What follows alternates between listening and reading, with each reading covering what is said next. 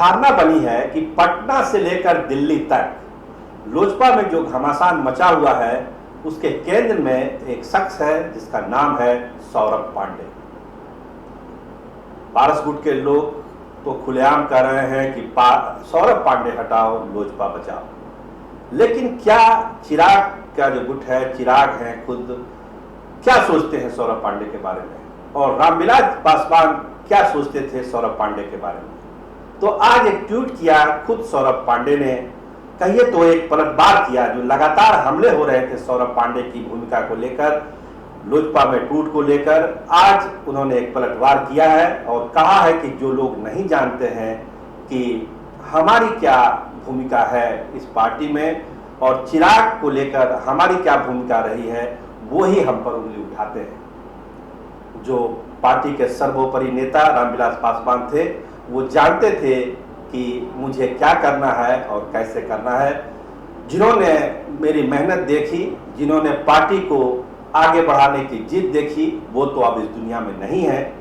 तो चलिए चिराग के नेतृत्व में हम पार्टी को आगे बढ़ाते हैं। सौरभ पांडे ने आज एक पत्र भी जारी किया जो 1 जनवरी 2020 को रामविलास पासवान ने लिखा था सौरभ पांडे के नाम। उस पत्र का लबोलुबाब यही है जो रामविलास जी की भावना है उसमें प्रकट होती है कि सौरभ, आप जो है पार्टी के लिए बेमिसाल काम कर रहे हैं, बहुत अच्छा काम कर रहे हैं, और चिराग आज जिस ऊंचाइयों तक पहुंचा है उसमें आपकी भूमिका अहम है। चिराग को अभी बहुत आगे जाना है, देश की राजनीति में आगे जाना है, बिहार की राजनीति में जाना है, तो आपकी भूमिका और भी महत्वपूर्ण हो जाती है। इस पत्र में ये सारी बातें लिखी हुई है जिसको सौरभ पांडे ने आज जारी किया। तो उनका ये कहना है कि हमारे बारे में जो जानते हैं वो क्या लिखा उन्होंने, खुद सर्वोपरि नेता रामविलास पासवान के शब्दों से इसका इजहार होता है। अब कोई क्या कहता है उससे कोई फर्क पड़ता नहीं है। तो सौरभ पांडे ने एक पलटवार किया है अपने सारे विरोधियों और सारे आलोचकों पर। सौरभ पांडे ने जो उस पत्र का हवाला है उसमें यह भी कहा गया है कि देखिए, आपके जैसे प्रशंसक बढ़ेंगे, आपके आलोचक उससे 10 गुना बढ़ेंगे, तो आपको घबराने की जरूरत नहीं है। आप परेशान होते हैं तो चिराग भी परेशान हो जाते हैं, इसलिए आपको परेशान होने की जरूरत नहीं है। तो ये तमाम बातें रामविलास जी के पत्र में लिखी गई है जिसको सौरभ पांडे ने आज जारी किया। देखते हैं सौरभ पांडे के इस पत्र का फिर पारस गुट क्या जवाब देता है।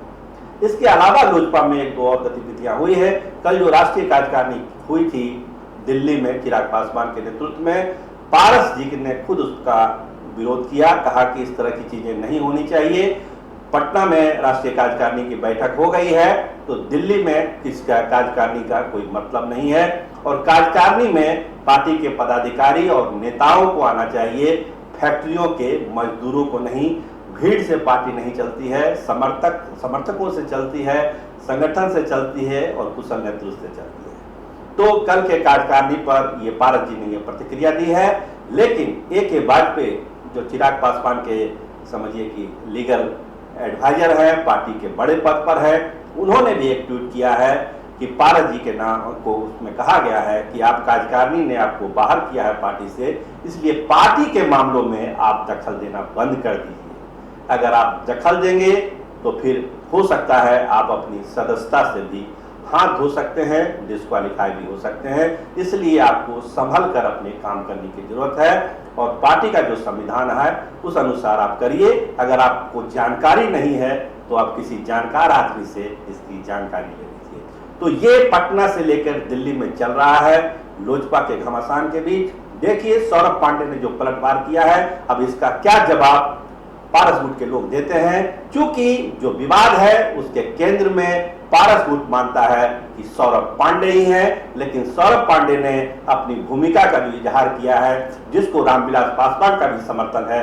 देखिए पार्टी कार्यकर्ता उसके बारे में क्या सोचते हैं और पारस गुट के लोग उसके बारे में क्या सोचते हैं। धीरे धीरे इस पर प्रतिक्रिया आनी शुरू होगी। जैसे ही कुछ तथ्य हमारे सामने आएंगे हम आपको इस खबर से अपडेट कराएंगे। कैमरामैन राहुल लाल के साथ मैं सरोज सिंह, धन्यवाद, नमस्कार।